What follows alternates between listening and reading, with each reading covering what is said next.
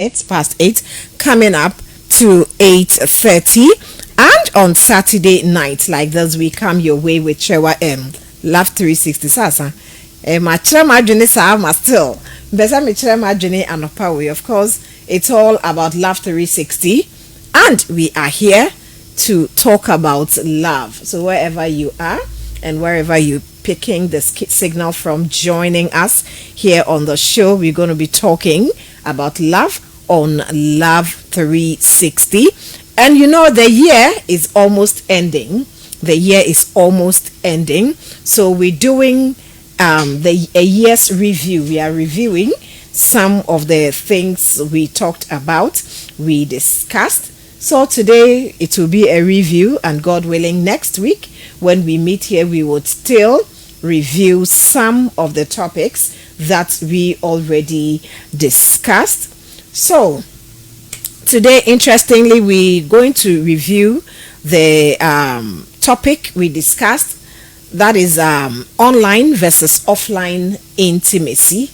All right, evolution of dating, family bonding, memories, and also external friendships. That's what we'll be looking at. So the review has to do with the digital hearts, love, relationships, and family in the age of technology.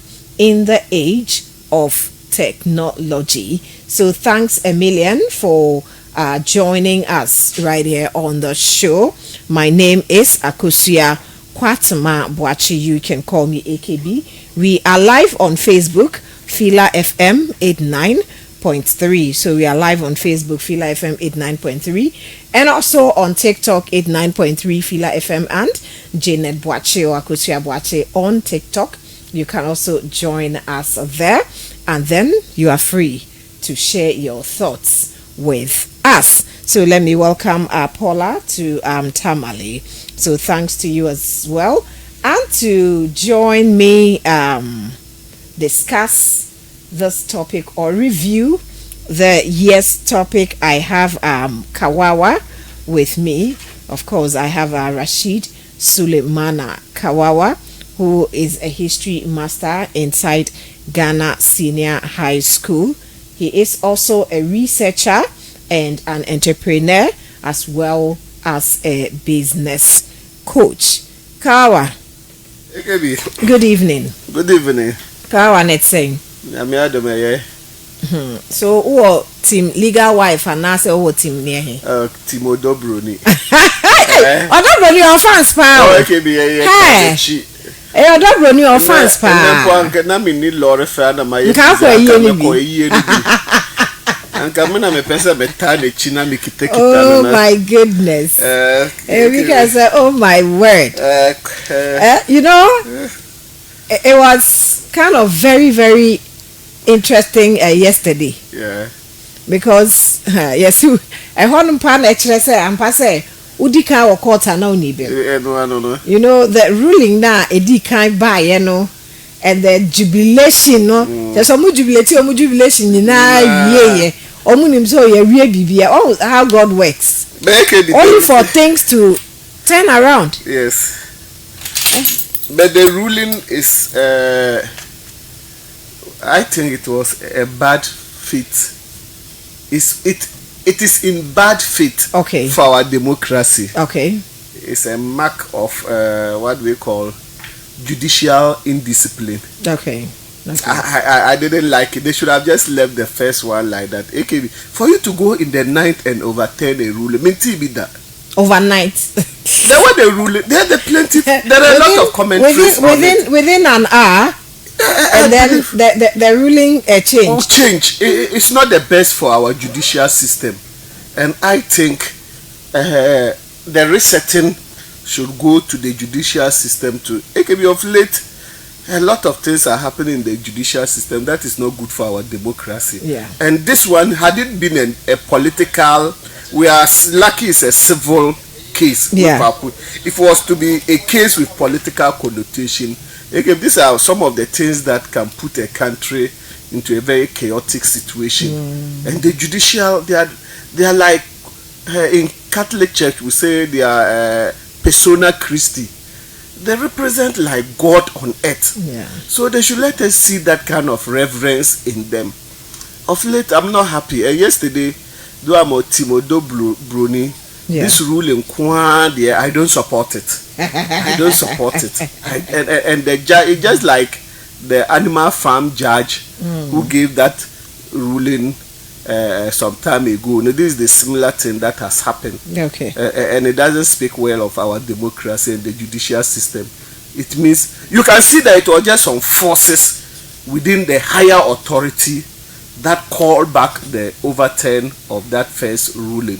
Okay. And as I said, it doesn't speak well of our democracy and judicial system. But all in all, Odo Bruni, we did on top. You heard her tribute. One of I did. the very emotional. I did. I would say emotional tribute. I would say Akutia tribute. Very short too. Very short too. Yeah. And it touched on everything. Short, about precise and concise. Yes, precise and concise. It was like a short biography. It was like a short biography. I like it, and the woman who presented it was also powerful. She came with a very powerful voice. AKB Lumba is a legend. Let us speak. Yeah, he is. AKB, the guy was a poet. And even in spite of all the confusion, still look at the number of people, the crowd that were there. AKB, there's not any great leader who died with that. And I can really imagine if the funeral didn't come on, what would have happened? Oh, it's good. The man is a legend, so even in death, you have to be a legend. And the man was one of the greatest poets I think we have seen in Africa. If that guy, just because the whites don't celebrate we Africans, you can compare that guy with Michael Jackson. He sang in almost all the languages. He sang in German, sang in English. I'm talking of the Up for the Tree. And AKB, you know, when he died, that now we're listening to the lyrics of the songs and we understood what he was saying. You know, Lumba speaks the deep proverbial. Sometimes it's difficult to understand some of his songs. Yeah, sometimes. But when very he died and people started picking the lyrics one after the other, explaining the song, the guy became even greater in death. So I think greater in death, but family, no. You know, we're talking about, our topic today has to do with the digital world, technology. All right, and then looking at what has happened in Lumba's family and what technology has done. Because if we were in those days that social media wasn't common, would this issue had escalated to this level? But I think the family, especially the Abusia Penny, just wanted to play to the gallery. And this guy, Papa Shi, also play to the gallery, is saying? He was enjoying the kind of social media attention he was getting. And you know, already he has a beef with Lumba.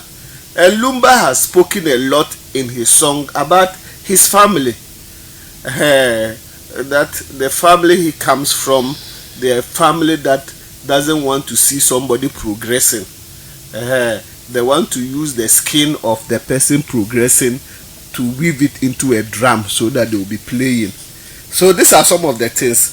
And you can see that even the first week Lumba died, the Busiapeni said he wanted to come and bury Lumba at their village there so that everybody will see that Lumba has not taken care of the family.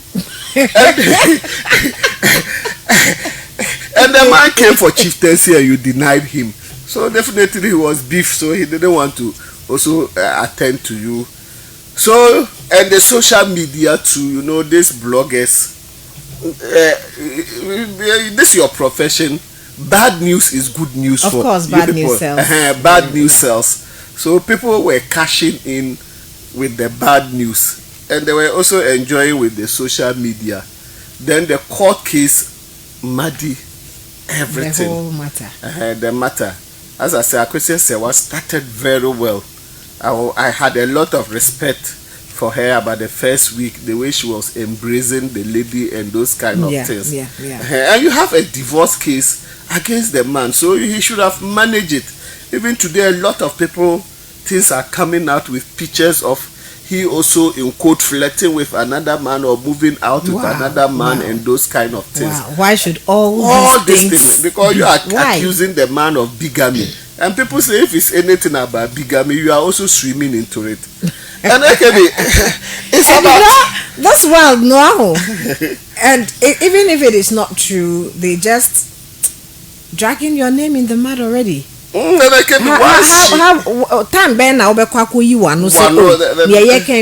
is not true. And no my friend has just sued one of your journalists in Majority FM, one of your sister FM station, whereby the guy accused the Savannah regional chairman of Anta giving him 100,000 Ghana cedis as a donation to a funeral. And that the chairman didn't send the money. Wow. And it's all in social media, and that's a lie. The guy is a lie, and the man to think you are tarnishing his reputation, and now people are all around begging, but the man is pursuing the case in court. Wow.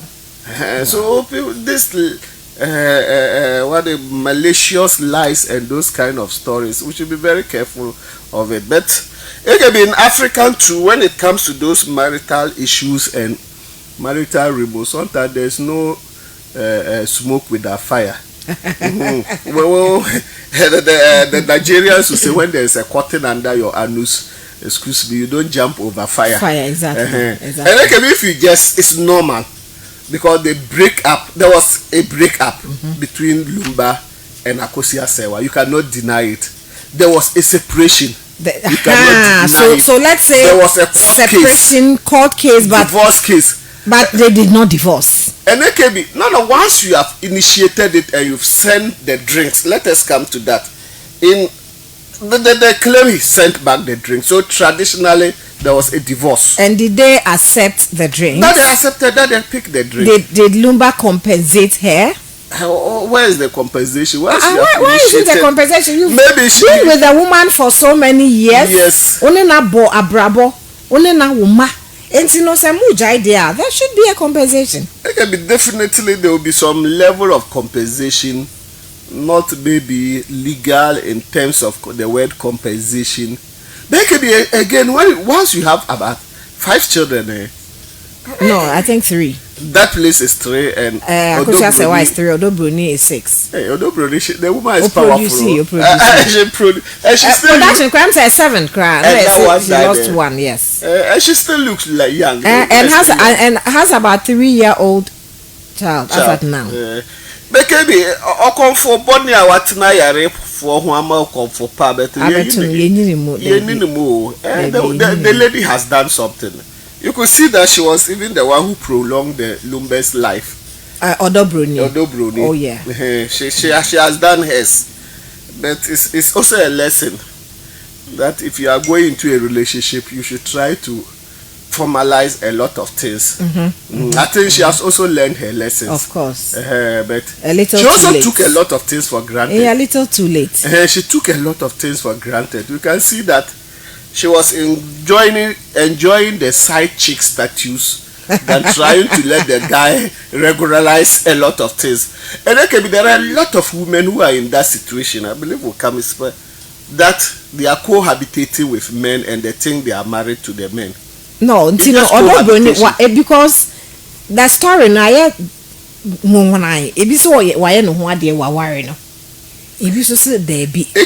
real sense of marriage, I don't think it happened. You don't think it was cohabitation and maybe visitation to the family, and maybe he went throughout the case. You are not hearing anything. They could have shown pictures of him dowering, and I think because of the man's condition too at the time, she took a lot of things for granted. Yeah. And it's not only Odobroni. There are a lot of women who are taking things for granted like that in their so-called marriages. Either you are into a marriage, you have not completed the what do we call the dowry process.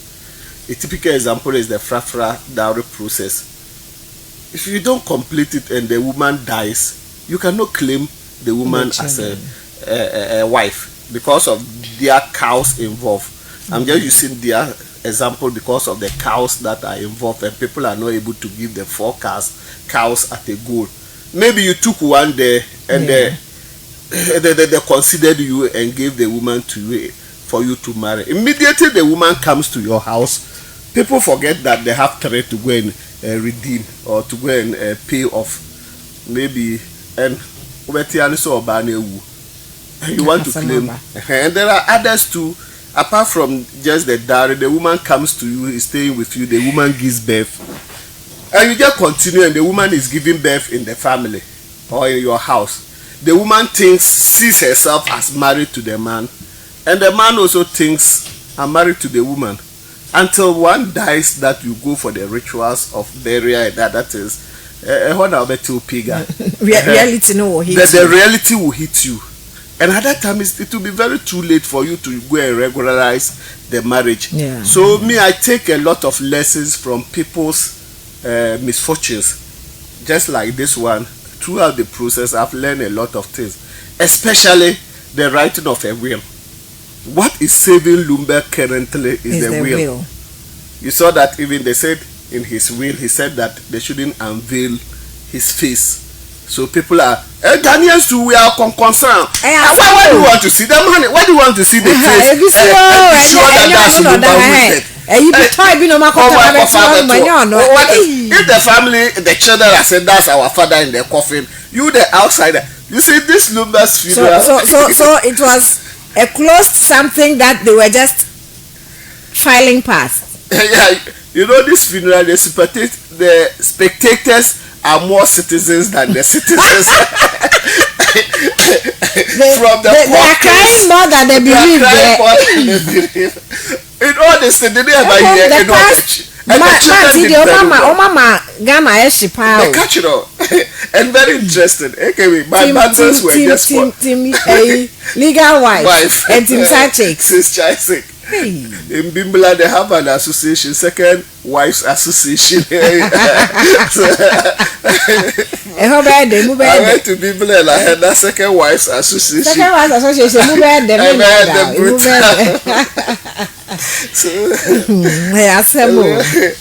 Luba, may your soul rest in peace. Oh, Charlie. You are really a legend. So with all that has happened, the soul is a very rest in peace there. Oh, it can be all the legends. Still, some not. It will still be ongoing. And you know, it's still ongoing. You know, there are serious rituals to go on this night. The family say that one is their own issues. So, I'm saying, what the fans? Your man fans are to pack. That's the social media. This social media issue we are going to make. Look, when you mess up, the system will mess you up. Seriously. It will just expose you. It will expose you when you mess up. Social media has the good, the bad, and the ugly. Yeah. As we just have to make good use of and it. Gradually, it's like the bad, the ugly is overweighing the good. Everything. It's overweighing the good now. No, that's the issue. It's just like a gun. A gun is not a bad object, but because of the overweighing ugly and the bad aspect, it has overshadowed the defensive aspect of a gun. So immediately you, even a good person holding a gun to protect yourself, people see you as a criminal. Oh, you are holding a gun? So, and because of that, the good people who should protect themselves with guns are vulnerable now because they don't go in for that. And that's why the man who manufactured AK-47 say he has regretted for manufacturing that gun. It's too late. He did it for defensive purpose. It's too late. There's no gun in the world that has killed human beings like AK-47. The most effective weapon, both in water, on soil, wherever. And he's trying to defend that guy. He defended it until he died. Okay, so I think we've talked a little bit about Daddy Lumba and the family. Rebecca said the trending Maybe the story. children did very well. We should commend the children. Oh yes. They never took side. No. They were they didn't join this media fancy, or what do you call it? The hula baloo. And maybe the man was really a legend. All his children are well pleased in their choosing career. And then there are lawyers, doctors, and almost all the children were well pleased. And it can be 11 at 60. The man is a legend. Oh, that would have been 12 children. It's a legend. We should thank God. It can be on the other side. Almost 17. You will not be. Very soon, other children will come out. When Rollins died, we heard of some side children. Some buy before you see. Where there's a by now, because he died, was it in July, right? In July, so maybe 6 months later. Has overshadowed those ones. So maybe while this one is dying, then that one too will pop up. You know, this guy, this footballer, what do we call it? Achu. History, it was after the burial that the other family also pop up. With the children and those things. Hey, that's Ghana and then men for you. When the frog dies, now we see the true length of the frog.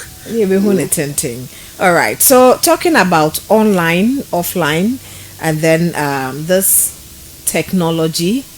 Okay, let's look at how technology has brought. Whether with this technology has it brought us closer, okay, or created more distance in our most important relationships? You see, technology is just like money or fire. Okay. It's a very good servant, very great servant, very useful servant, and very, very helpful. But when you make, if you transition technology from a servant to a master, where it controls your life, and you lose focus of the fact that this is a technology, that's where the problem comes in. And you see, the general assertion about technology now is that it has brought those far apart closer, and it has made a distance between those who are closer. And I said something here some time ago that AKB, when I see a lady sitting on a motor, most of the I try to see what she's doing, especially in Tamil here. And then all that you see that the lady will be fidgeting with her phone, and it's what do we call a risk. Sometimes how they sit on the motorbike comfortably, and they will be fidgeting with their phones. You see that she's back and she's excited with her phone. All that you know, she's communicating with somebody 1,000 miles away, and the person who has even picked her, there's no any communication between them on the motorbike. And also go to some of these restaurants and bars or open places, and you see two people sitting down, and they are all fidgeting with their phones instead of talking to each other. And I was telling some program I went for a presentation that's why now our dating process and our courting has an issue. People go for a date, people go for a program, and instead of them to communicate and know much about themselves, they are all engaged with their phones or technological gadgets. Some will even be playing with their PCs and others. But in the real sense, technology has come to make things very easy for us, and to spice up even our relationship, and to give us variety of platforms to choose from. Now, if you were somebody who wanted to marry out of your jurisdiction, now technology has given you that platform on Facebook, on WhatsApp. you can meet other friends, you can meet other people that you can communicate well. Technology has also given us the leverage to spice up our relationship. Okay. When we are people or couple or partners who have the same passion, you can easily develop that passion, or you can even easily excite yourself by using the phone or that technological gadget. So the technology per se is not the problem. The problem is the user. Okay. And how you use that kind of technological or ICT or that technology platform that should have helped you, and now instead of it being a servant, it's now a master and it's ruling your life. If you look at a lot of divorce cases currently, common among them are the use of technology, where either the person is more focused with his gadget or her gadget and has no attention with the partner, or the partner is very suspicious with that gadget you are using and want to probe. You are not there, he takes your gadget or your phone to see what you were doing with it, and it creates a problem in the marriage or relationship. So if all in all it's a good servant, but it becomes very bad when you make it a master. It's just like fire and it will consume you. Okay. When you make it a master, it will consume you. So we're looking at how things have evolved, the online and then offline intimacy. That's what we're looking at this evening on Love 360. So with what you have just said, it's become a bad master, okay, or we make it a master, and then it affects us in all ways. So how then do we balance this virtual connections with physical presence? I think that is where the problem is, balancing the two. Yeah. You know, the physical presence when it comes to relationship is very important. Okay. Let's even take away technology. On a normal day, in any relationship, verbal communication is 7%. Let's even when there were not technology, this technological gadgets or these phones, normal communication in any relationship is 7%. Body language, 55%. Then tone and what we call inflection is 38%. Okay, you agree with me that even this 7% is not enough. So now you can imagine if you replace your gadget, or your gadget is now taking part of the 7%, what will happen to your relationship? And 67% of divorce cases and separation boils down to issue of communication. So now, virtual versus the physical. All things being equal, the physical is just the best. Because the virtual, another thing of it is that there's a lot of deception. Okay, you put a picture there. I've been looking at some of the funny videos whereby the person kept a very nice picture and they dated for long, and now they were going to visit each other. The person will be communicating, and so I'm the one standing in front of the gate only for the person to know that no, this is not the person I saw. It's called what I ordered. Oh, it's not what I ordered. Got. It's just like what is happening. And what I ordered versus what I got. What I want. So the deception one is too much. Then also the risk factor too is there. I said it here some time ago. I met a friend at the commercial bank, and she told me, Kawawa, it's a long time. I said, yeah. I said, Angel, where are you going with your bag? I'm traveling to Kumasi. I said, it's all well. That I've been chatting with some guy on social media, and today is our first time going to meet. And you are rather going to, instead of the bone, the dog chasing the bone is now chasing the dog. And that's one thing that is happening on social media. So it also creates the risk factor. Then also our customs and convention has been what we call thwarted, if I'll put it that way, or corrupted with the issue of social media. We don't conform to our cultural norms and tradition because of social media. So that's why people can contract marriages on social media within 24 hours.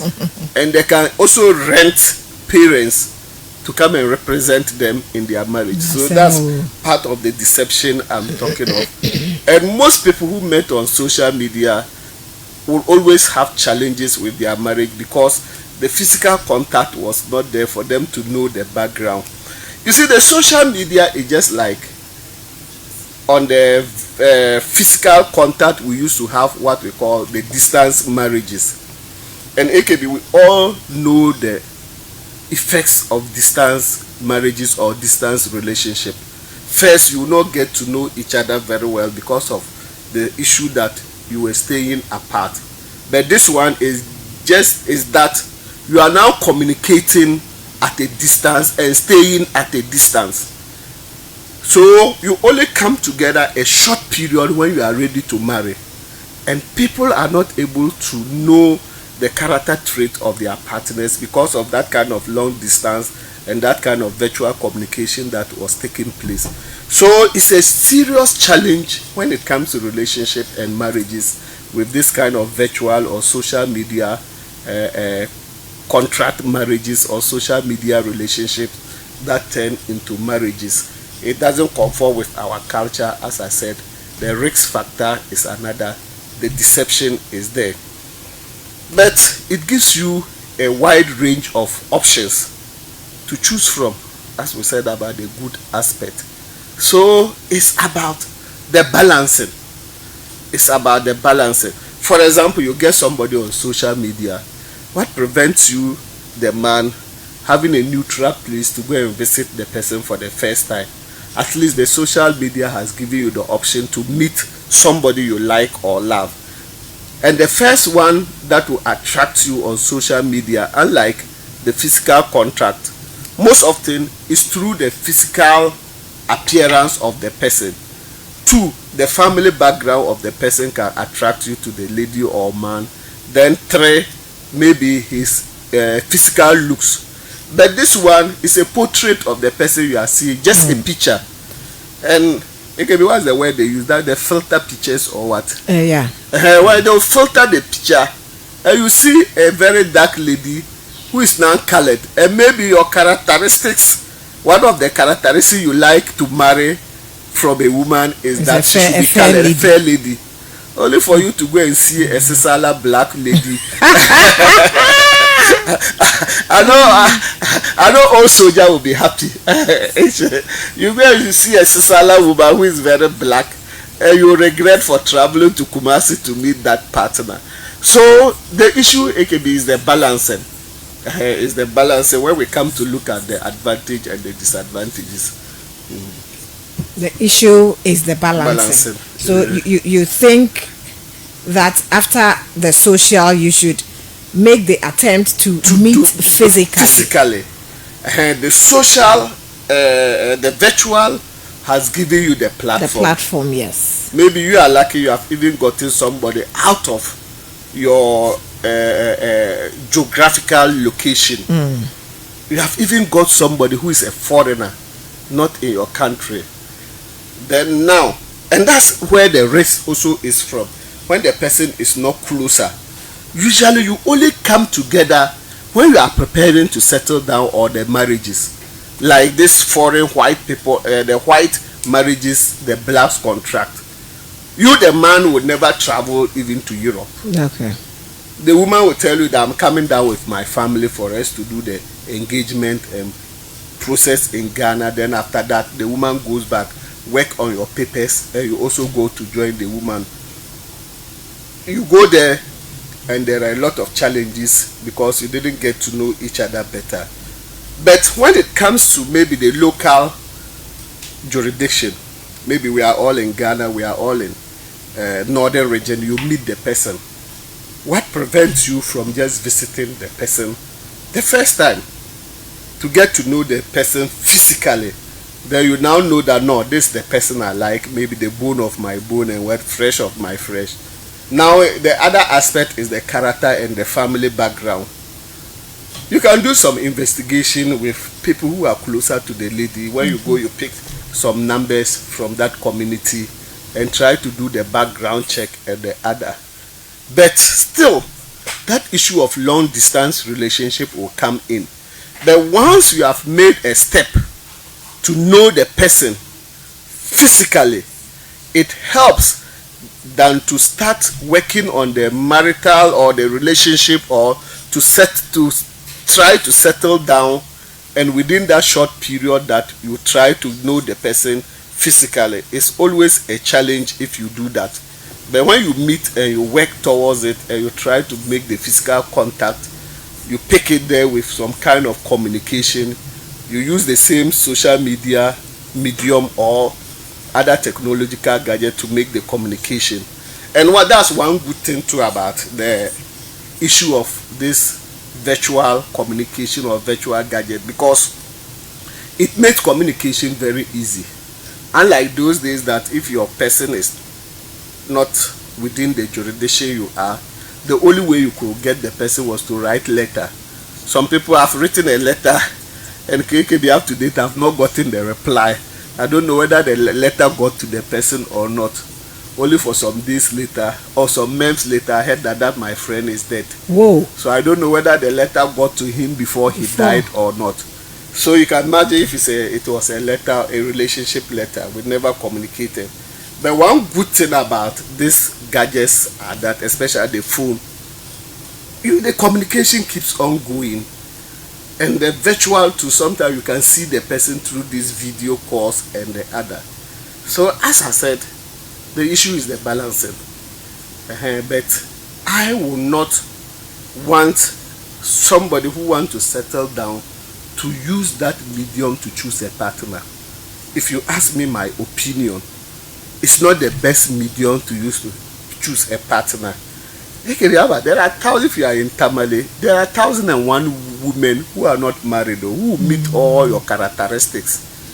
If you don't get somebody from Tamale, at least Savulugu is there. so you cannot just go and scout in Savulugu.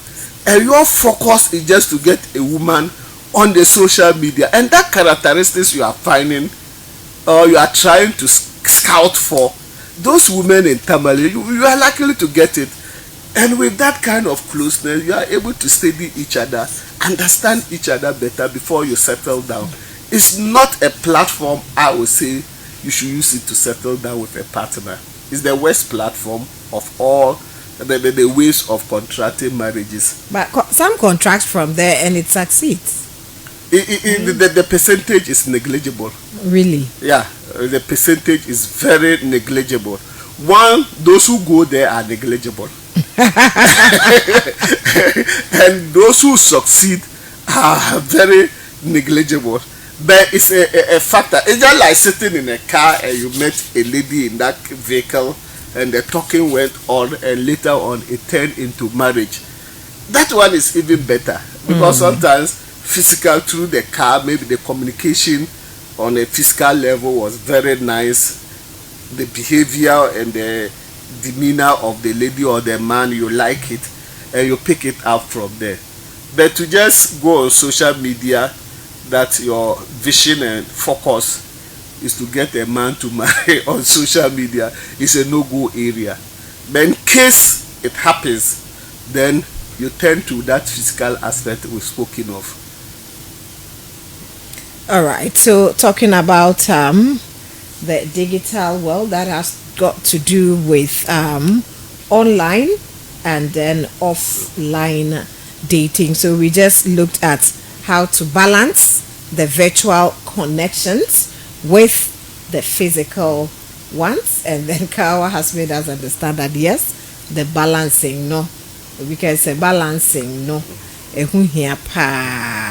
All right, so if the balancing is very, very necessary, okay, now we have so many apps, we have the social media. How do we use it wisely? Do we even use the social media wisely?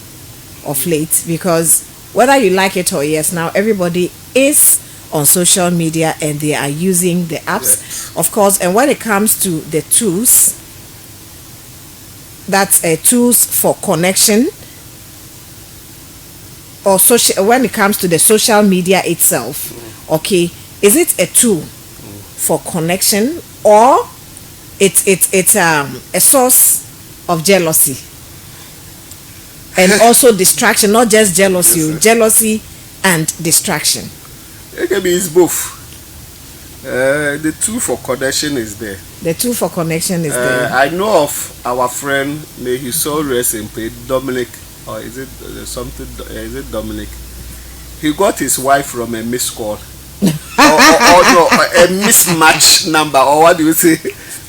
He wanted to call somebody, wrong number. He wanted to call somebody, and they went to that lady, and they talk her, and from there they pick it out for, and it turned into marriage. Wow. And they married well, stayed. I think they had 2 children, and the guy died.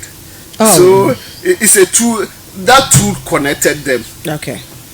AKB, we have just supplied tablets to our students. The one student, 1 tablet. AKB, we are picking the tablets back. The tablet is in Kolandi pornography. They are using it for. If you just see 10 students busy on the tablet, you go closer. 9 of them are using it for nansela, pictures. You just see them using it for pictures when they are moving and those kind of things. And I think the philosophy of the 1 student 1 tablet was not carried on, because the training or what we heard about it is not what has been done. Because we heard you can track it. If a student is watching a pornographic site, there's a center in Accra that can easily track it, and they will shut it down. If the tablet is stolen, you just give a code of the tablet and they can track the tablet. But I don't know what is happening now. So we are even confused. Headmasters are confused whether to keep it in the what do we call it, computer labs, so that when it's time for ICT, I think that is what use it should happen. Our children are so irresponsible. They are very irresponsible, AKB. And AKB, personally, I think it's even endangering the life of the children, because every criminal knows that a child who has closed from school is holding that tablet, and even the dormitory level, I think it's not conducive for the student. 20 people in a dormitory. That's why the theft cases, so far a lot of them have been, some of them, let me say, some of them have already been stolen. I think the last time I learned nationwide, that's 6,000 or in thousands. My own school, we experienced, I think they were talking about 3 or is it 5 cases. So that's it. So when it comes to the usage, that's the problem. And AKB, you see, what makes a phone very expensive, especially these iPhones, it's not just about the calling and the videoing. It's about the other items that are embedded in the phone. And 99% of people who are using those expensive phones are not using what is making the phone expensive. They are using 1% of the phone that you can use any phone to do that. Sometimes I've seen an illiterate holding these expensive iPhones and those other Apple or what phones, and I wonder what that person is using that for, just for fashion. It comes to when we are the use of the gadget as a relation to spice up your relationship. Most of this, what we are using the phone for, is for things that are not related with our relationship. AKB, how many people will even call their partner a day on the phone when the person is not closer to you? Usually we use it for other things, just to maybe increase the burden in the family system. You are calling a different man, a different woman, you are doing something that is not useful to you on the phone, instead of you to use the phone to create a multiple stream of income or something that is business like and it will add to your family income. You are not doing that. All that you are using the phone for is things that will not bring any benefit to you. You are watching TikTok, you are watching we've just talked of about this guy Daddy Lumba. I think today every blogger or every Ghanaian will be watching something related to that Lumba Kumasi. The apps, we don't even know them. No. The apps, you don't know. You don't know which app will give you information that will spice up your relationship. And we are not ready to learn it. Now, those who also know, are they using it? The answer is no. Because they want things that are meeting their, what do we say, their curiosity. And that curiosity in most cases is negative. So the apps, one, AKB, we don't know them. Two, we are not making any effort to know them. Three, those who know them, majority are not using them. And those who are using them, the other partner may not also be in tune with that app or how to apply it. Because the issue of technology is give and take. When I know how to use this one and you don't know how to use it, it doesn't benefit the two of us. And as we said, it has taken away that kind of chemistry that used to exist between partners. And we have now replaced it with that gadget. And now the gadgets are more of our wives. And some have become gods to us. People are worshipping gadgets. Do you know that research has shown that when a person just wakes up, the first thing he's looking for is something technology. Yeah. Especially the phone. To check something on the phone. So it has become a serious issue for relationships and marriages.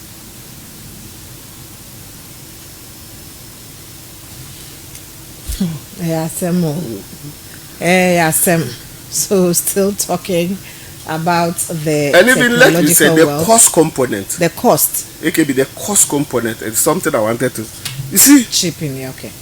It's the most serious aspect that is affecting relationship. It can be, my friend was just talking about one of their co-workers, a nurse, that the nurse took his accumulated of 7,000. And the next day, the nurse was holding a phone of 5,000. Yes.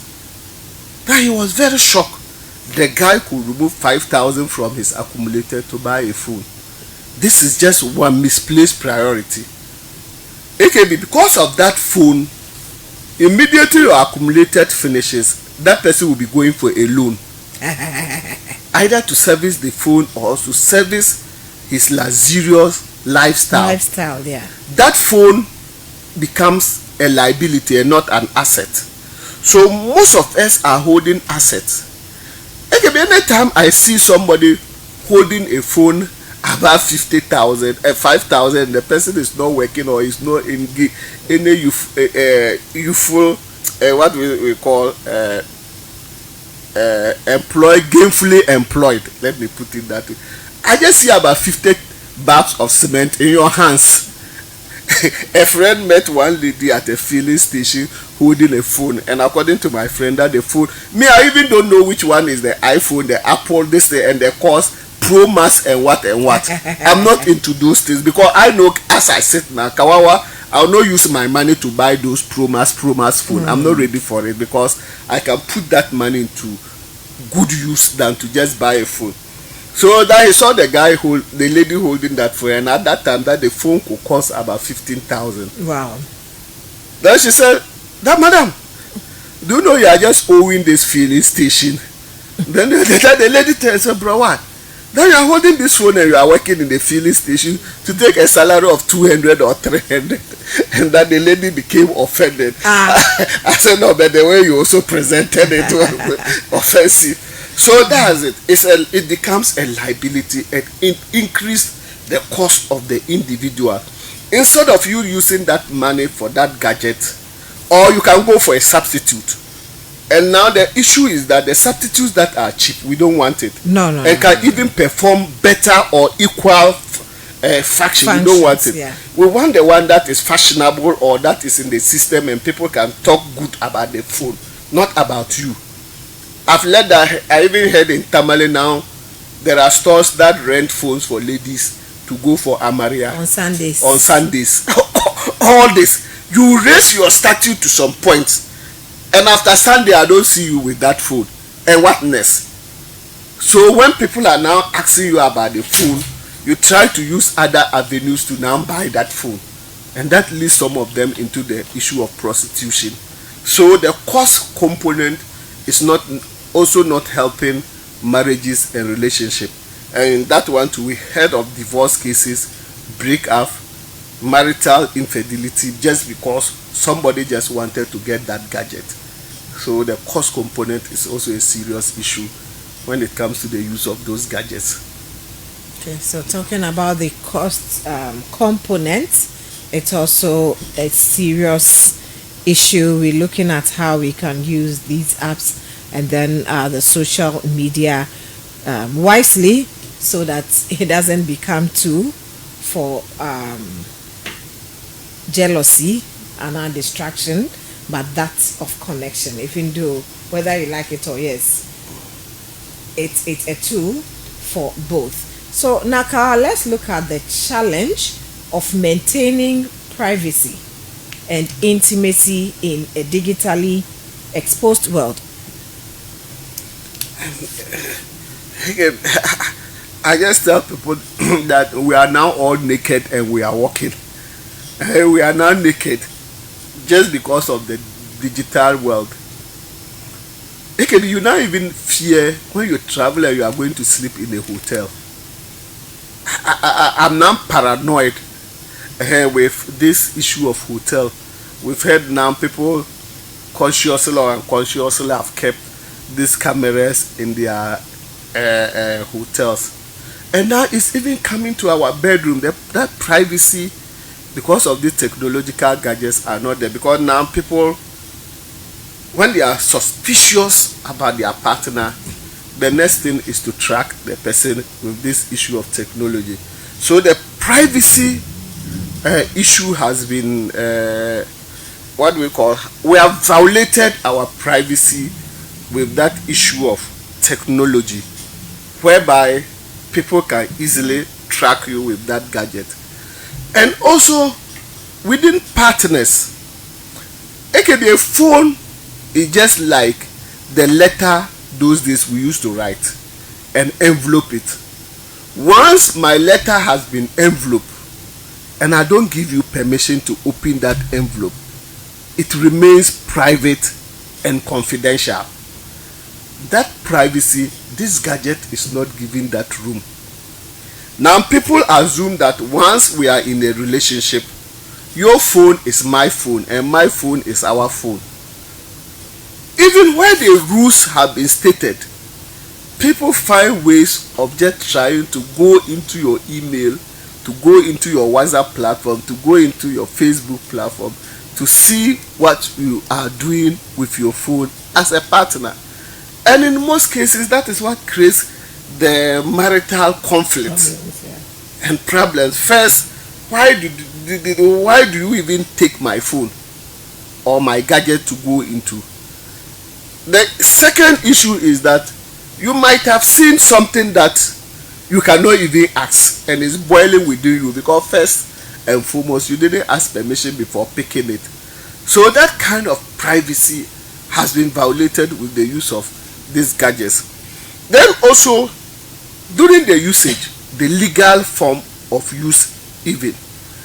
Some of these naked nude pictures we show is not part of our culture. Nudity is not part of our culture. So first you do it, and unfortunately, accidentally through, it may end up into hands that were not supposed to watch or see it. And that is why people have committed suicide and people have gone mentally insane just because they are nude pictures and others. Did you see that of the Zimbabwe? The Zimbabwe boy. Yeah, and then the teacher. I'm just wondering what the teacher will be going through. And up to date, I've been asking myself the question: is it the boy who recorded, or is it the woman who did it? These are some of the issues. But you can see that the boy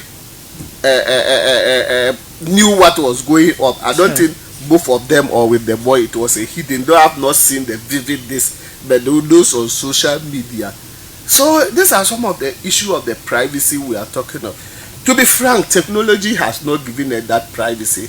But in the normal sense, technology should have been one way of curbing crime. As we said, the good aspect of it, technology can curb or can prevent crime either in your home or within the family setup. We now have these CCTV cameras that you can connect to your phone, so that wherever you are, you can monitor what is happening in your house and those kind of things. But again, how many of us are doing it? The positive aspect. Somebody is just seriously searching for an app that will track the partner, where she's going, what she's doing, without thinking of the issue of safety, without thinking of the issue of security. So as for the privacy, to be frank, technology has violated a lot of our privacy, and we are all naked. Because you even go into a situation whereby do you know that even now, when you are, especially we in the political limelight, when you are talking to somebody now about issue of politics, you sieve your conversation.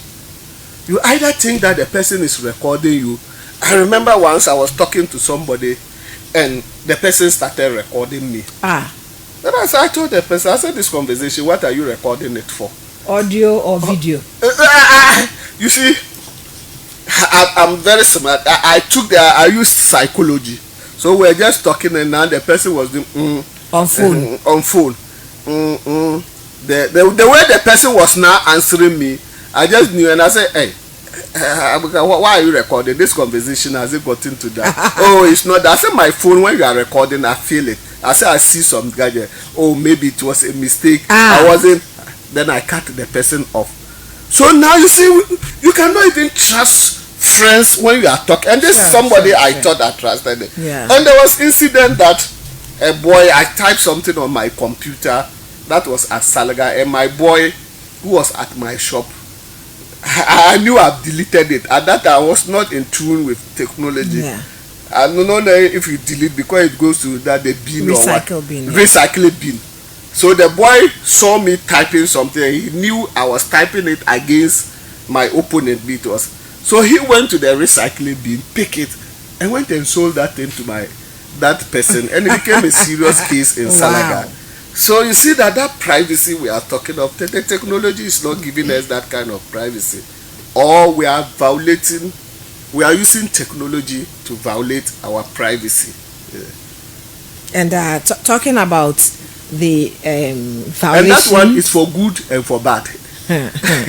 Because Odate Lamte was able to know that the wife was flirting because he put a hidden camera in his bedroom, and most of the people who were caught were some are even able to track their partner's phone to the extent that whatever call you receive, message you send, it goes to your partner too. And if there's a call coming in, they also receive that call. And once you pick, they also pick. They listen to all the conversation. And that's the violation. Now that's why I say we are all naked as we walk.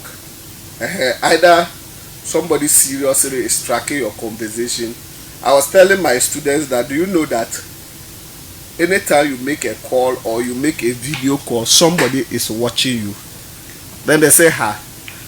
And a lot of people don't know it. The technology, WhatsApp and this thing. There's somebody watching. Because AKB, you know, when you are trying to set up the, what do we call it? Your WhatsApp platform. They'll ask you, do you agree today? Then we say agree. Or is it what? Is it agree? We don't even. We are just agreeing. Do you allow for us to be watching your video or to share your video? Then you say because agree. We are in a hurry. Yes. No, I say agree. We just agree and accept. So when you do that, it means that anytime you are communicating, you have given the social media platform or that communication platform to watch to track your conversation. And for America and some of this CIA, they target people and they track their conversation and their video. So technology has made us naked, and as I said, you can use it for the positive, to fight crime and to also inbuilt in your house that issue of safety, and also to make people who are far closer to you. So, still talking about this digitally exposed world, and then the privacy we are talking about. Let's bring what is even trending now into this conversation. If this digital world wasn't there, I'm not sure this Lumbers issue would have escalated like this. Yeah. Okay, but it's like everything is on social media. So everybody is passing his or her own commentary on the issue. True. Everybody has a say in what is going on, aside the non-family members, family members. Because they're crying more than the bereaved. So for me, I think the social media has even over escalated this whole issue. It could be not even the worst one was. I'm not reminding the family of pain. Our own MP Mutala and Co. That their unfortunate death. AKB, we violated all issues of common sense, traditional and cultural norms with the type of videos that was shown on social media, both the traditional and the the conventional one. And AKB, our shock soldiers who should have known better were taking videos of the scene, and I believe some of them also publish it. Look at the vivid pictures we showed. Then also, normally when such a person dies, or traditionally somebody dies, until the family are informed, you don't go to say your so and so have died. This time it's no longer there. It's no longer By there. the time you say Jack, it's already appeared on social media. And you know, so wouldn't hear Kuma Ubewu Ntem. I was very happy when the Ashantehima died. The Ashantis or the Ashantehine and his team were waiting for the social media that would announce it. I was very Someone say, who say man no day? Who say man no day? Then nobody was able. Nobody would dare. I'm praying that Northern Region, our chiefs too, would use that authority. We should wait. And it has what we call that traditional psychological wisdom. Let them go and inform the woman, calm head down, speak sense to the woman or the man before the news comes out. How will you feel? And they can be at a point. I was thinking that if this was my wife, my father, my brother, I own my TV only to see him or her in a cocoa sack. Well, I remember when it happened. So we were traveling and I was on my phone, and all of a sudden the news just popped up, and I was like, no, this can't be true. So I mentioned it, and all those I was in the car with said, no, it's not true. So we all started going to sites that we could trust, and it was just to say, hey, it's true. So imagine if I'm a relative to any of them, then all of a sudden you're in the car, this news just pops out. What will happen? So that is that kind of privacy we've violated, and we've thrown traditions, customs and conventions to the dogs in the name of the person want to that hype they get from it. What do they call it? The bloggers, or the followers in the name of followers. Yes. People are doing all nasty things. Then it comes to our sexuality. In African tradition again, sex wasn't something that should just be discussed or that should be openly spoken of. Okay, have you seen some of this our conventional TV stations, what they are doing now about sex and position in sex? This time some of them will even bring bears to the studio and they will be teaching nudity in it. And now because people go to pornographic sites and they are addicted to porno, it has affected people's sexual life in marriages. There's a research that shows that people who watch porn a lot, even when they are having sex with their partners, in most cases they have to watch porn, or they do that, they hypnotize that person they were watching on phone, though he's having an affair with the wife or the partner, but he's thinking, he has hypnotized himself that he's looking at that pornographic scene that he was enjoying. Then now he will be performing it before he gets his satisfaction, just in the name of social media and this technological gadget. It has now crept into our bedrooms and is affecting our sexuality. Now people see nothing wrong with showing your edeja, or what do you call it, your nakedness. Yeah. Okay, I was just watching some program, and now you see, you'll be watching some research or something, and they'll bring something of sex. Those things will pop up. Then immediately your curiosity, you open it, then that algorithm, they start sending it to you. There's one I've just brought. AKB, I'm shocked. The lady will just be sitting down and try to make herself naked. So I ask myself, in the name of what? So this is the kind of situation we have with the use of this technological gadget, and especially the use of the phones we are having. It's quite interesting. It's quite interesting what social media is doing to us. And like you said, everybody wants views. Everybody wants followers. So whatever they will do, okay, to get those followers, they will do. Whatever they will do to get the likes, they will do. And as we've always been saying, I think it is even the bad news that goes more viral. Yeah. And looking at this Team Legal Wives case and all that, I'm sure the social media over escalated it. Seriously. Had it not been this technology, social media and all that, no. Yes, it may escalate, but it would have been some kind of a low key. Yes. It could have been some kind of a low key. So now there's serious division in the whole family. Yeah. Thanks to social media, because and some they've taken sides. That's right. And they've taken sides. Yeah, what Team Legal Wives. And look around them with the Team Legal Wives. And then Team Side Chicks. Yes.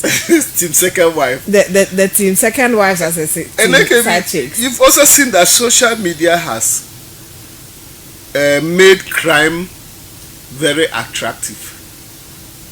Social media has branded crime. We have this Sakawa boys. Now, when somebody is using just get rich quick, we don't even question the source of the riches. And the only thing the person will say and will be proud enough to say, he's a scammer. And last week or within the week, you saw the Swedro guy they arrested, Abu Trika. Look at this, they call it romance scam. Romance scam, yeah. And it happened to this our girl to Asia for real. Asia for real, yeah. These are all crimes. They are stealing. They are armed robbery. That's part of. Again, it has made some crimes or sins that were not attractive to be attractive. Now Lotto is now known as sports betting. Betting types. And people who wouldn't have stuck Lotto or gone in for Lotto are now doing sports bet. And now it's a serious canker, betting. Now I say Lotto no cry, so easy. And you can just do it. You can just pick your phone. Yeah, you don't have to go to the kiosk. So malams who were afraid to go to the kiosk to stick Lotto. Now you can sit pastors who were in the comfort of your home, in the comfort of your the comfort of your office, and stick your and the money Lotto comes into your phone. So social media has made crime and even what do we call it, sin very cheap. These hookup issues, is it not social media?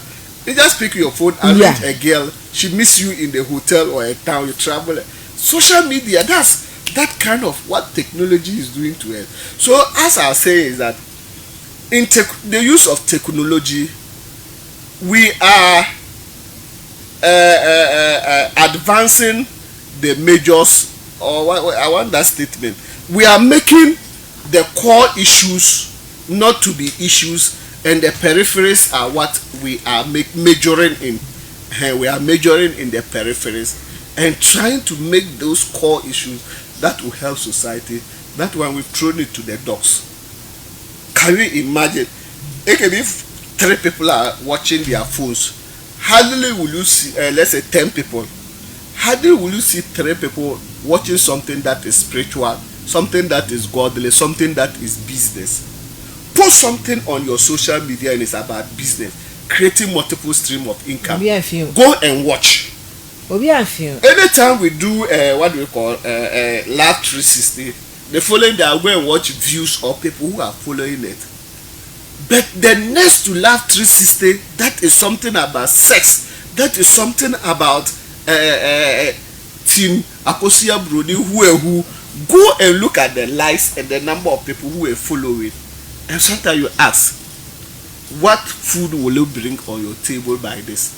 So these are some of the things we are majoring in with the use of technology. It has made sin easy. It has made crime very easy.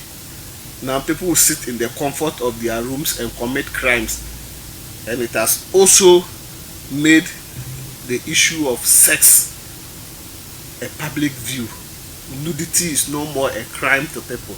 People are now even happy to say that I was naked. And what happened? And you saw my nakedness, and what happened? I remember the first time a lady was exposed through when I was in UDS. It was a serious issue at work. Wow. At that time, these phones were just coming, and one of our campus ladies misplaced her phone, and there were these pictures in. The lady nearly went mad.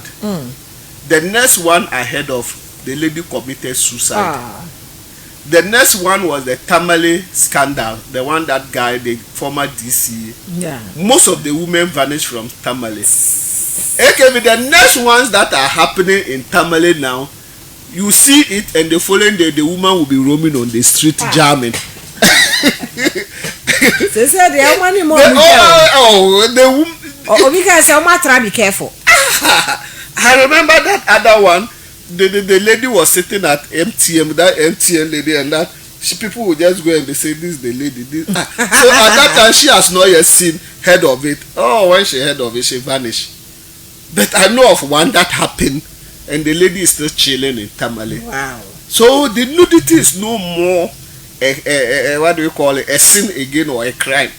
People take pride in that my pictures, my naked views were out. Naked views, naked pictures, yeah, they are out. So with all these things that we've talked about, not using these tools wisely, and then the challenge that has to do with privacy, intimacy in this digitally exposed world. Are there any advantages to these digital or digitally exposed world? Let me put it that way. And also disadvantages. And would the disadvantages overweigh the advantages? It can be under normal circumstances, the advantages overweigh the disadvantages. Okay. That means one, we are moving from labor intensive to capital intensive. And now even you are moving from labor intensive to ICT and artificial intelligence. So things becomes very easy. Two, there are two things that has transformed the world and information, what do we call it? Telecommunication and transportation. These are the two things that has revolutionized the world. Communication and transportation. And these are all embedded in this issue of technology we are talking of. So the technology are abound. It can be today, if you have a phone, you don't need to go and rent a store to do business. All that you need is to Is it download or upload your business items on your phone and start marketing? Now, also it has given you a platform whereby you can meet your target group. You can create, you know that these are students group, so you can target them through the issue of the use of that gadget. So in business, it has made things very easy for us. Now let's come to medicine. Now you can just Google, or if you have any health problem, you just go on your phone, and at least it will give you a very good first aid before you go to the hospital. And even at the hospital, that is what is facilitating the issue of medication and treatment. They are all on gadgets. I went to a hospital and the doctor was doing something and picked a phone and tried to search for a condition of mine. But I knew that doctor is a very good doctor, but that condition, they say, hey, Kawawa, don't go and say I'm a phone doctor. You know, now we have food doctors, you go and even headache, they have to Google and search for things. But I said, no, I know what you are doing on your phone. So even in medicine, okay, currently, you can just be in Ghana and diagnose your condition, or do you go into a system and a doctor in India will treat you. You get the best kind of treatment from India or China. Okay. So the advantages when it comes to business, when it comes to creating multiple streams of income, when it comes to cutting down cost, things that you have traveled from here to Salaga, from here to Accra, because you want to get in contact with the person, you can just make a telephone call, and that thing through transportation will just be brought to you the following day or the same day. So when it comes to the advantages, they far outweigh the disadvantages. But the issue is the usage and the user. The person who is using it, what is his mentality? And actually that is where government policy and society comes in. I learned in China, and I read a little of that research. Okay, you see some of these TikTok videos we see that doesn't make sense to us. I learned children of that age, there are some age group you cannot watch anything that is not productive. You go to that site, either the government or there's an institution that will track that child for going to that. Your parents will be held responsible. So consciously, they are training their children towards the use of the productive sites and the productive usage of that gadget. But what are we doing as a country or as a family? You just buy a phone for your child without even putting some filters on the phone. You know, AKB, the phones, the manufacturers are not also stupid. Yeah. What we should also do as parents is to try, let us catch them young. Some of those sites, get somebody who can block. If you cannot do that, get somebody who's technologically inclined to block those sites so that the child cannot go there. There are some of the sites you can track it on your phone, so that immediately the child goes to that site, it will show on you the parent, so that at that level with the children will reorientate them, said that catching them young, and when they grow up they will become good citizens and citizens who will not go to those bad sites. We are doing it. And to the adults, okay, that's where the problem is. Because sometimes we even sit down with the children and watch those things. And on social media, they are, even on the traditional media, that is TV and radio, okay, we go and look at the commentary we are running on it. I used to know that there were certain periods you cannot watch or you cannot show certain adverts on television. Then okay, what do we see? You are sitting with your child and they are talking about condom advert. They are advertising condom. Then your small child will ask you, Dada, what is a condom? Sometimes I feel very embarrassed. One of the musicians say, Daddy condom Papa no koma na no swa osim penifo balu penifo nehu. So no, we are just in a corrupt what do you call a very that kind of moral decadence and moral corruption. That is the era. And technology has facilitated that issue.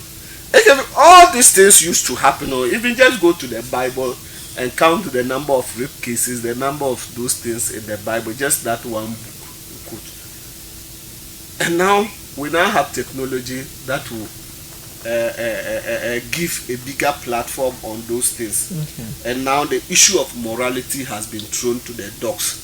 So, and child negligence, what we call broken homes, and child neglect too has come in. So the child grows up and there's no that kind of parental care and control. So immediately the child gets that gadget, he wants to use it to popularize himself or herself. And that child grows out to become a very irresponsible adult. Somebody said, told me that Kawawa, do you know that foolish people also grow old? So don't think that age is just about wisdom. That foolish people too can grow old. So we have foolish adults. We have foolish adults. So you don't. It's not any adult you take advice from. Oh my goodness! So interesting. Interesting. All right. So we it's 10 minutes to the top of the hour. Hey, and I want to say if you can't even open the phone. I thought that my name for was 9:30. I was sitting. About 10. About 10. I didn't ask. I didn't open the phone lines. It's here for move and check me. Why? Open to me 5 minutes. Move and check me. I was able to me 5 minutes. Said yeah, bro, for I can. So I'm the third, second person. My mom such chance no enter. All right. So Kawa, let's just wrap up with digital because digitally exposed world. Yeah, so what will be your final words, the advice you have for our listeners and all that? I think I'll just recap what I said. Those technological gadgets are not evil as people think. Okay. They are not as bad, and they are not even bad. And I believe the manufacturers or the inventors did it with very good intention for humanity, to make life very easy, to make life lively, to make connectivity and socialization easier and flexible, and above all to make it a business tool just to increase productivity. I believe this was the thinking of anybody who went into the manufacturing. Most of the other items, and then you realize that when you buy most phones, those bad aspects of the gadget are not part of the apps. You have to put it there. So the intention of the manufacturer or the inventor was very clear that it was for the good of society. And as I also said, the technology can either be a master or a slave to you. And what betides you when you make it a god, that is where your life depends on it. And if your life depends on it for positive issues, then you are on the gateway to heaven. But when it is negative, that's where you are trapped in the what we call the rat race. And at the point you even want to come out and you cannot come out from the situation. You know it yourself that where I've reached no mapping. But there's no, it's just like the gate of the castles. There's no return gate for you. Once you are entered, you need the intervention of God or a third party to let you come out. Example was when I talk about the betting. Betting addiction has become one of the serious addiction in society today. And students are using their school fees for betting. Parents are using their children's school fees for betting. Families have been giving money to take care of sick people and they've used the money for betting. So this is the kind of serious addiction. These are all being facilitated through this gadget. Because one thing that I think made crime and sin very difficult is those days you used to walk to the point of sin or the point of crime. This time technology will facilitate those things. So one, you sit in the comfort of your home, your bed, and then commit crime or commit a sin. Look at what we call the sex on phone. Just because of phone, it has facilitated it and those kind of things with the nudity. So I think one, we should make technology a servant, not a master. Okay. Two, individuals should find something purposeful with the gadget they want before they buy. That phone you are dying to buy it, ask yourself 3 questions. What will that phone bring into my life? If you are able to answer that question, it can be, since I got into life, let me put it, I have a policy. Okay, I've never bought a phone beyond 2,500. Okay. The highest even was 2,000 something, and I know the reason because why the price was so.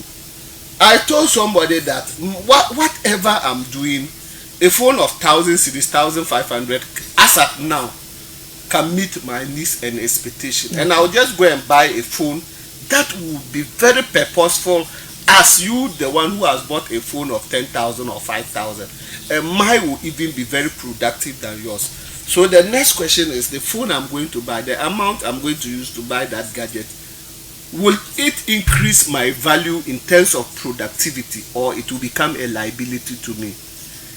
You have to answer that question before you go in for the gadget. The next question you should also ask yourself is, that phone I'm going to buy, what will be its impact on me positively, or what am I going to use that phone for? If you are able to answer these questions, then now AKB, you seek for help. Okay. Those things that you think can be very productive to you and you don't know how to use it, or what is making that phone very expensive, try to learn much about those apps and sites on your phone. Also, try to talk to people. If you are buying it for a child, how can you protect the privacy of the child, such that there are certain areas that the child will not go into or will not use the phone, and try to also educate the children. The funny aspect of the education of the children is that what they didn't even know, no, now when you start discussing it, now they become curious to go and see why he said they shouldn't go there. And that's exactly what is happening to these students on campus. Because we are talking of don't go to pornography site, don't use every assembly they are talking it. Then now the child will now go and ask even somebody who has never even heard of that, because some of these village children who have just come to the town, cities don't even know of what is. Then they'll start what the headmaster said, pornography site. What is there? Then now he goes and he just trying to see what is there, and they get addicted to it. So technology is a good master, a good servant, but a very bad master when you get addicted to it. So we should use it and use it wisely, and use it to spice our relationship, use it to create business avenue, use it to create multiple streams of income, use it to get closer to God. One of the easiest way to spice up your relationship with God is through this issue of technology. At least, if you cannot read your Bible, if you cannot read your Quran, there are sites, that audios that you can be playing every day to enrich your spiritual life. Technology is one way of educating yourself. There are a lot of things I can do that personally I have learned from my phone than in the classroom. And no wonder some researchers, or what do we say, said a school very soon will become useless, or schools are even becoming useless, because virtually everything that you want to learn in the classroom, you can sit at the comfort of your room and learn it. Someone say just gulu gulu. They just Google. And you gulu gulu, and then you There are have certain the food information. that I cook that I learn on the phone. It can be some of the research, the conversation I do here. If not because of my phone, who am I? Which classroom did I sit? And AKB, I can speak because of my phone. I can challenge people who are into professions that I'm not there. Because the phone has given me that leverage. So phone has brought education to our doorsteps. Phone has brought education to our bedrooms, and phone has brought education to our homes. And phone and the technology has given us variety. So we should use them and use them wisely. Now, most of the university forms, whatever, you don't even have to walk to any place. You just do everything on phone. First, I remember a time when results come, you all queue in your various schools. Is this school Why can your various schools? Yes. That was private. The private one, yes, but the school one, school you have to go to your school and check yes your results. But now you sit at the comfort of your home, and then you just buy a checker. And also, another cause they are using us to make more money. Yes. And WAEC is using us to make more money because buy a checker for, is it 30 something Ghana cedis? Is it 36 cedis? The That's last too time I much. knew it was 36 cedis. That is kind of too much, right? Just checker something you can use it for like 3 times. That is it. That is it. For that amount, just to check Your results. Your results. But then it's far better than That's you having, because if you are here, you schooled down south, let's just say it's all for a car. Now just to And check. the private one was your more results. embarrassing. I remember there was a school I attended. I don't want to mention so that people will answer. And okay, I'll use that story in my classroom some days back, where we should be very wary students, the curse of masters. Later on, we were hearing that that master was cursed by his English master. Though he was one of the best students, but every year he wrote English.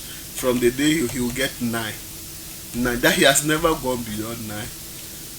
And when that master was teaching, one of the best masters who taught me, he went and wrote WAEC and had 9. And somebody went and circled his name at the WAEC. You know, those days used to be education center. Yeah, education. And wrote a master from so and so school. Oh. Yes. I don't know whether he has gotten. Till we left, I learned one of the best masters. Later on, that one master an elder person was cautioning us that is his problem.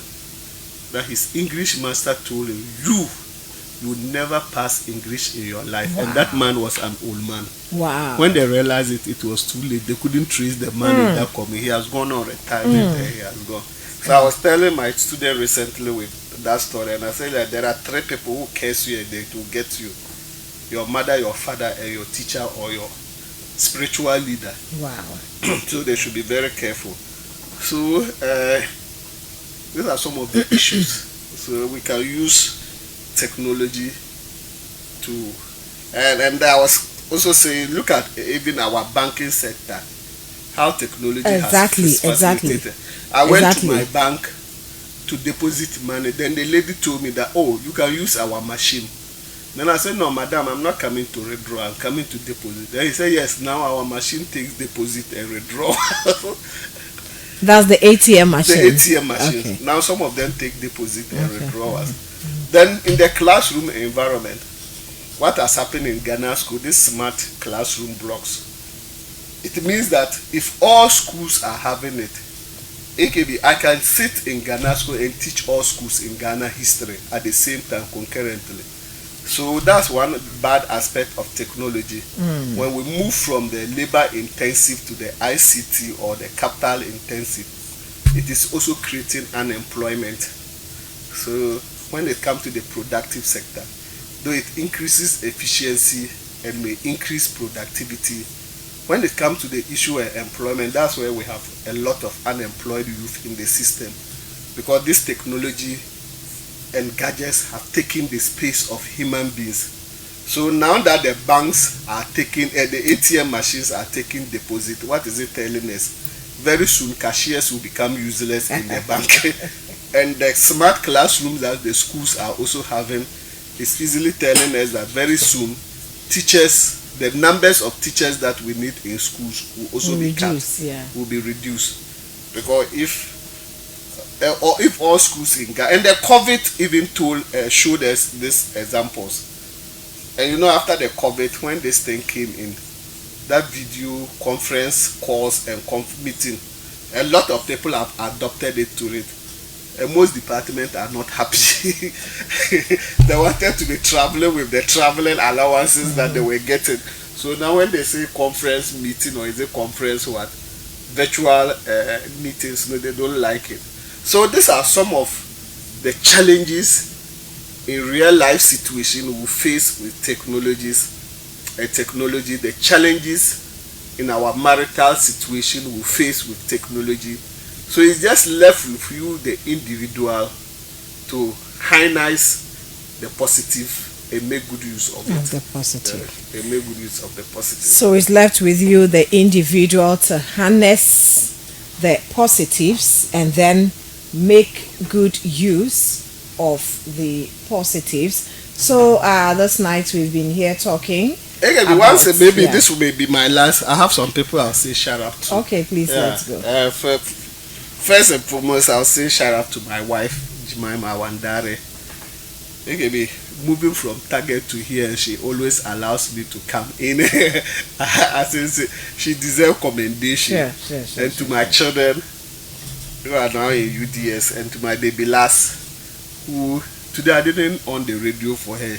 That's why because she was seriously on her mother's phone, she didn't even goodbye me when I was coming. And for all that, that's about the issue of technology. To the maybe Kezia watching team legal wives. Legal wives. So to Kezia and to my sweet mommy, she's my mommy's sweetheart, and she's also my number one fan. Alimata. Tomorrow is Sunday. I know we'll meet at the church. Mrs. Akandi and the mother in Ghana school. That's one of the wife of our staff, who is always tuning to radio. So Mrs. Akandi, I say shout out to you for always putting or tuning into Fiila FM and leaving your dial every Saturday on Love 360. I wish you a very speedy recovery, and I know God will make a miracle. She had an operation and lost her sight. So I've always prayed for you. God will make a miracle. And Mr. Kandi, your husband, for being the gentleman you are and very prayerful and supporting your wife.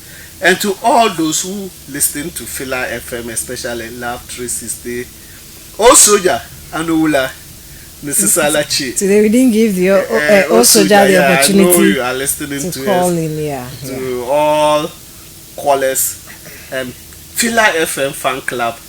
I believe all of you are currently listening to Love 360, and to the good people of Tamale. Let me say a shout out to the Black Maria people. They are really working, They are really working. They are really working. You know, they took over from the young guys who were fighting drugs in Tamale. Those guys, I always pray to them. I don't know your name, your leadership. I say shout out to you for sanitizing the system and for the support the Black Maria people have also come to give. They were in Yendi and they proceeded to Bimbala. So I think Northern region for now, we will have our Christmas with incidents free and very low crime. We thank them for what they are doing. And AKB to all the chiefs and traditional leaders of Tamale and beyond Northern region who are giving the Black Maria people that support. That's what we need from our traditional leaders. We shouldn't shield criminals. Yeah. And to all the good people of Tamale, I say assalamu alaikum. Wa alaikum salam. Okay, so once Kawawa has said assalamu alaikum, I also say assalamu alaikum to everyone. This is where we end our show tonight, talking about the digital heart, love, relationships, and family in the age of technology. and we couched it out from our topic online versus offline intimacy, evolution of dating, family bonding, memories, and then external friendships. So we've looked at technology, whether it brings us closer or creates more distance in our most important relationships, and also how to balance these virtual connections with the physical presence. Okay, and then using the apps and then social media wisely. And these took us to the schools whereby they've been giving the tablets and what they use the tablet for, what we use our phones for. All right, we've got to use them wisely. We've got to use them wisely, and it should be a tool for connection. It should be, our phone should be a tool for connection. And also we looked at the challenges of maintaining privacy and then intimacy in a digitally exposed world. So we just want to say a very, very big thanks to you for leaving your dial locked on 89.3 on Fiila FM and on Love 360. All those who watched us on Facebook, we appreciate you. On TikTok Live, we appreciate you so much for joining us as well. Kwejo Keke, thank you. And then Max V, thank you very much. We have got to go and then see you again, God willing, next week.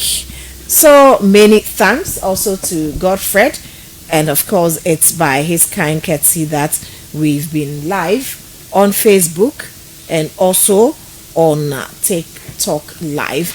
Today my guest has been Rashid Sulemana Kawawa, History Master inside Ghana Senior High School, Ghanasco. He is a researcher and entrepreneur as well as a business coach. So thanks so much. My name is Akusia Kwatma Boachi, and as I always remind you, tomorrow is Sunday.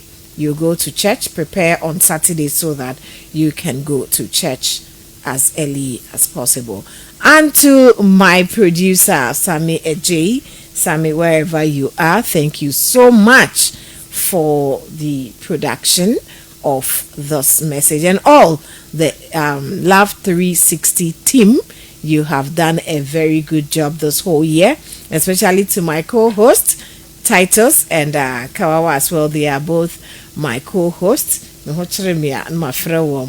I be from very late, but hey, they'll still be here to sit in for me, and trust me, I appreciate you so much. So my name also is Akusia Kwatma Boachi, AKB.